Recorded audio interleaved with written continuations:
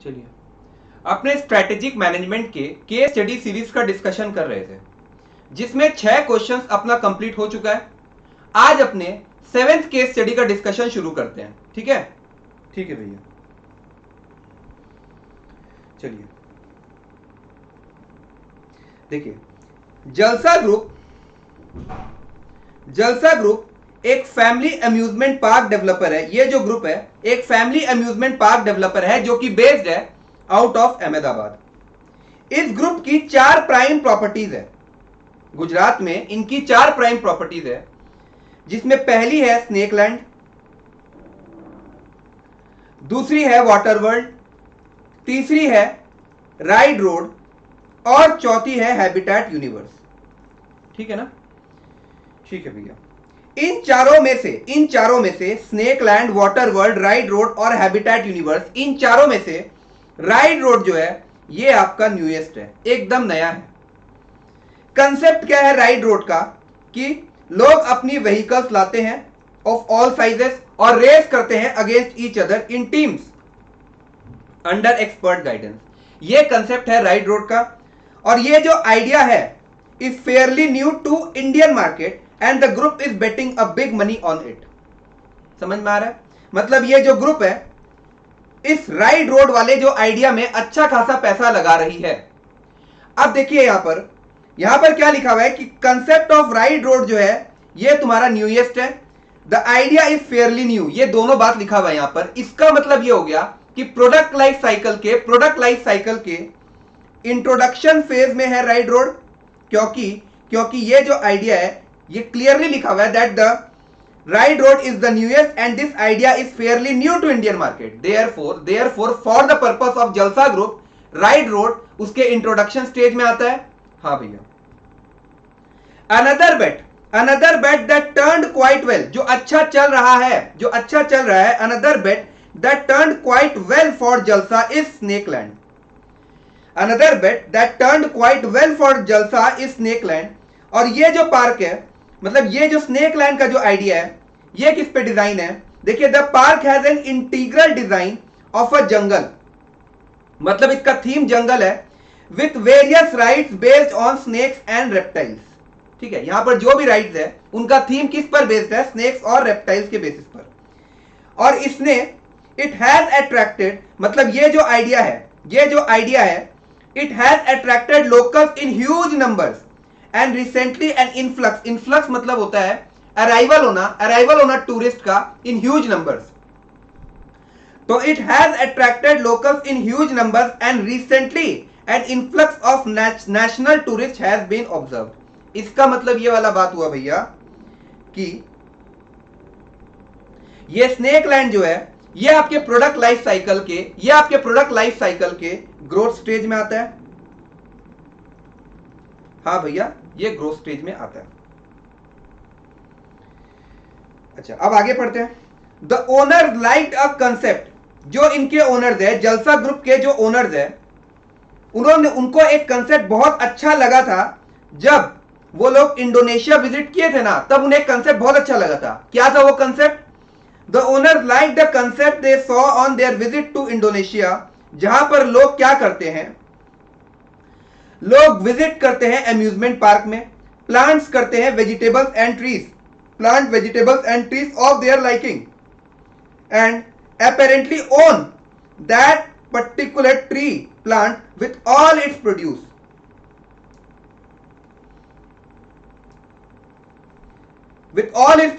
being their property। मतलब क्या बात बोल रहा है कि ये जो ओनर्स है जलसा ग्रुप के, उन्होंने एक बार इंडोनेशिया विजिट किया था, तो उन्हें एक कंसेप्ट इंडोनेशिया में बहुत अच्छा लगा था।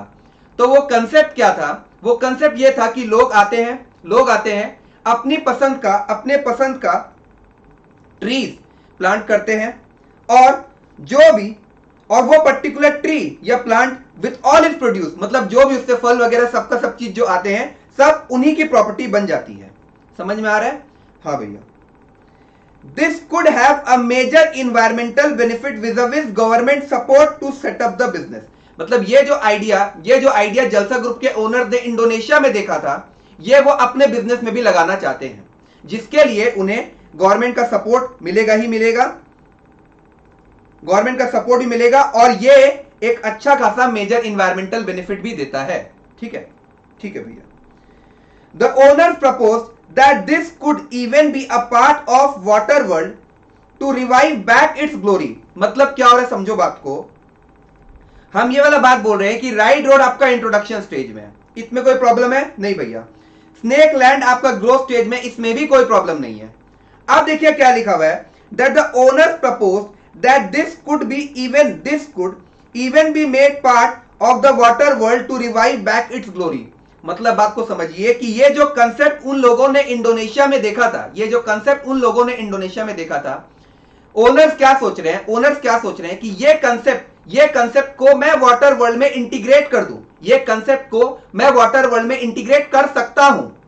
अगर मैं ऐसा करूंगा तो आज जो मेरा वाटर वर्ल्ड जो कि लॉस में है, हो सकता है कि उसका ग्लोरी मतलब वो फिर से हो सकता है प्रॉफिट में आ जाए। इसका मतलब ये वाला बात हुआ कि आज वाटर वर्ल्ड डिक्लाइनिंग स्टेज में है। क्या इसमें कोई प्रॉब्लम है? नहीं भैया, इसमें भी कोई प्रॉब्लम नहीं है। आज के डेट में वाटर वर्ल्ड डिक्लाइनिंग स्टेज में है और वाटर वर्ल्ड को प्रॉफिट में लाने के लिए ये जो आइडिया जो जलसा ग्रुप के ओनर्स इंडोनेशिया में देख कर आए थे, वो आइडिया को अगर वाटर वर्ल्ड से इंटीग्रेट कर दे, जोड़ दे, तो हो सकता है कि आज जो वाटर वर्ल्ड मेरा लॉस में है वो प्रॉफिट में आ जाए। ये बात बोलना चाह रहा है। ठीक है भैया।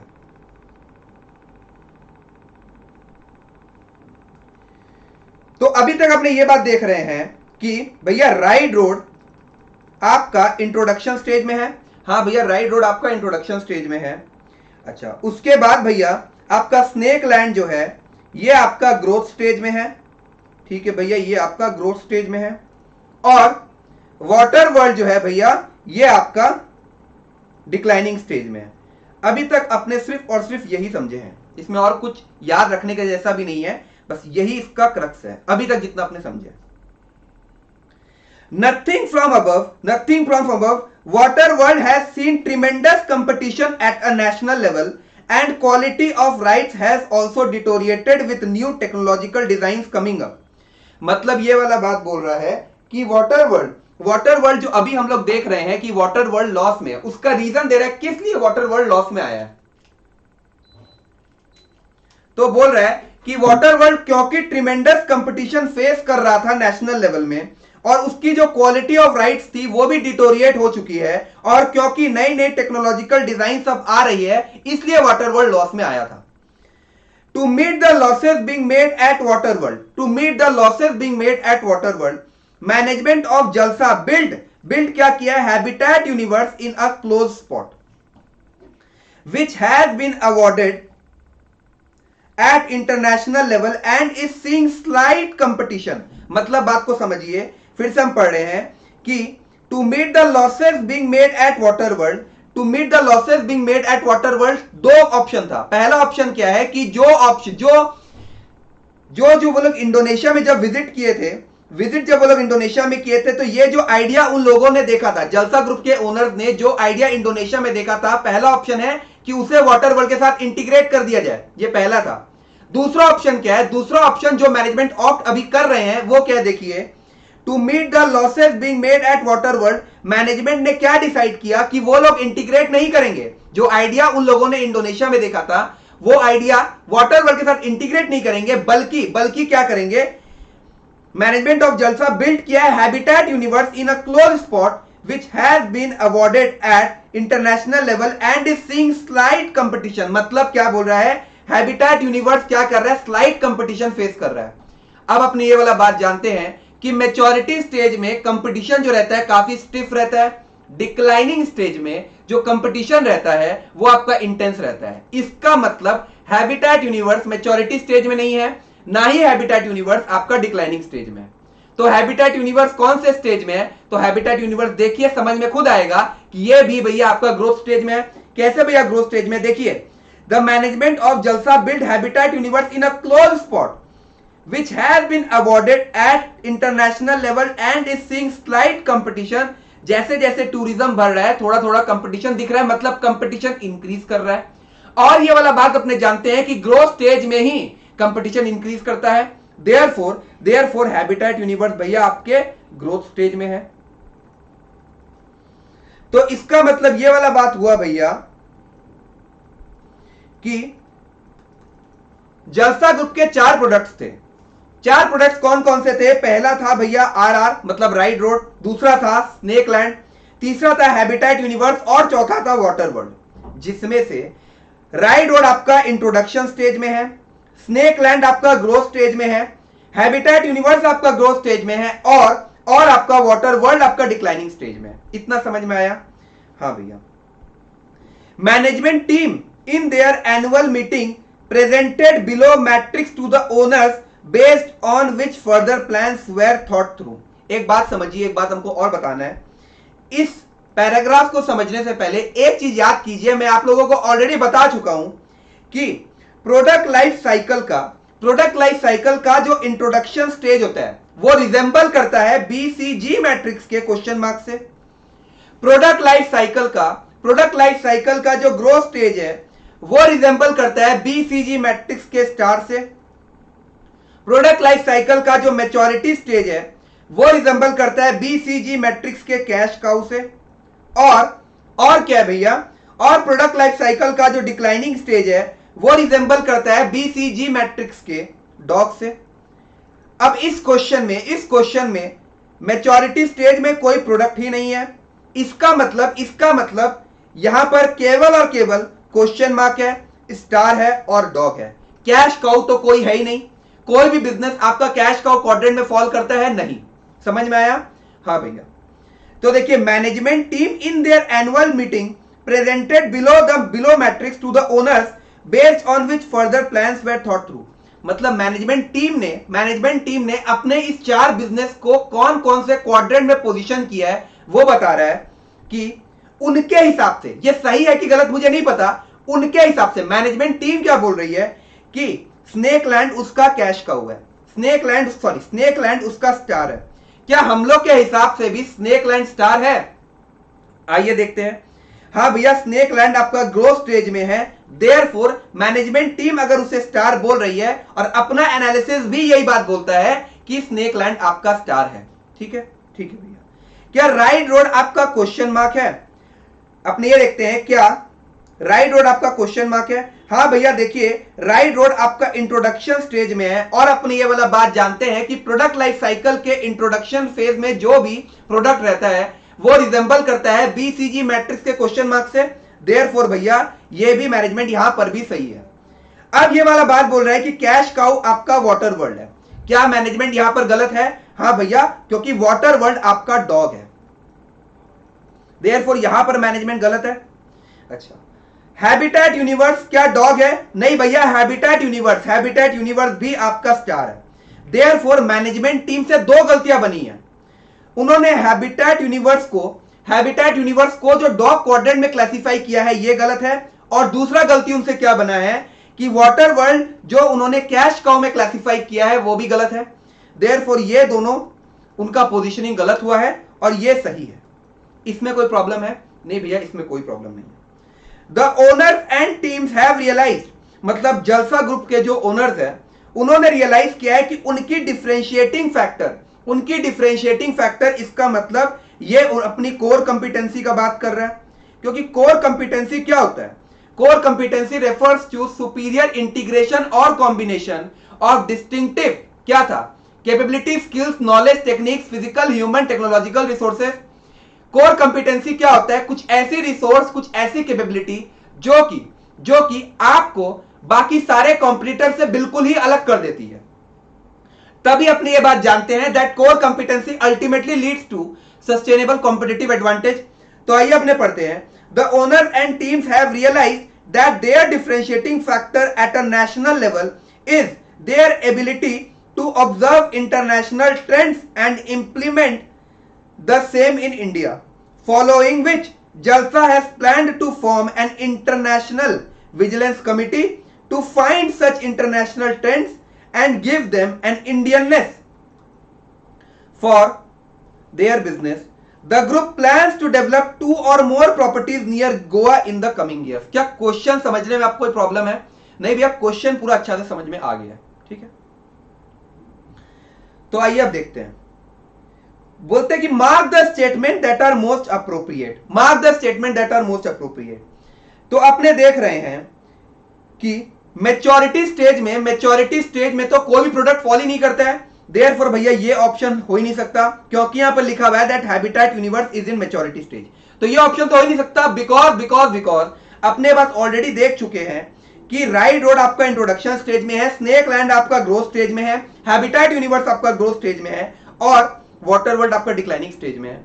तो भैया ए और बी ऑप्शन तो हो ही नहीं सकता, सी भी नहीं हो सकता, बिकॉज देखिए लिखा हुआ है भैया habitat universe is in the maturity stage. Therefore answer क्या होगा, कौन सा स्टेटमेंट है जो कि मोस्ट अप्रोप्रिएट है? तो देखते हैं, क्या राइड रोड आपका इंट्रोडक्शन स्टेज में है?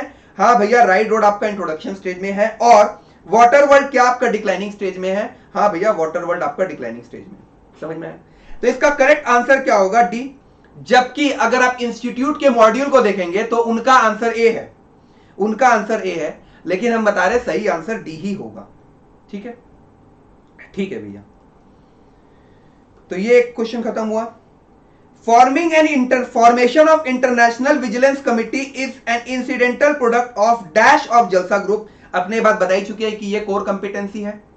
अगर क्वेश्चन अच्छी से समझ में आया है तब फिर बता रहे हैं कि इसका ये सब सॉल्व करने में ज्यादा समय नहीं लगेगा, क्वेश्चन में टाइम दो। समझ में आ रहा है? ठीक है भैया। डेवलपिंग, अच्छा ये एक बार रुकिए। Which of the following is true in the matrix presented at the annual meeting with the owners. ये अपने डिस्कस कर चुके हैं कि भैया केवल और केवल स्नेक लैंड और राइड रोड ही सही है, वाटर वर्ल्ड गलत है, और हैबिटेट यूनिवर्स का भी जो क्लासिफिकेशन हुआ है वो गलत है। Therefore snake land and ride road is correct. ठीक है, तो क्या स्नेक लैंड आपका स्टार है? हाँ भैया। और क्या राइड रोड आपका क्वेश्चन मार्क है? हाँ भैया। देयरफॉर आंसर क्या होगा? ए। ठीक है भैया।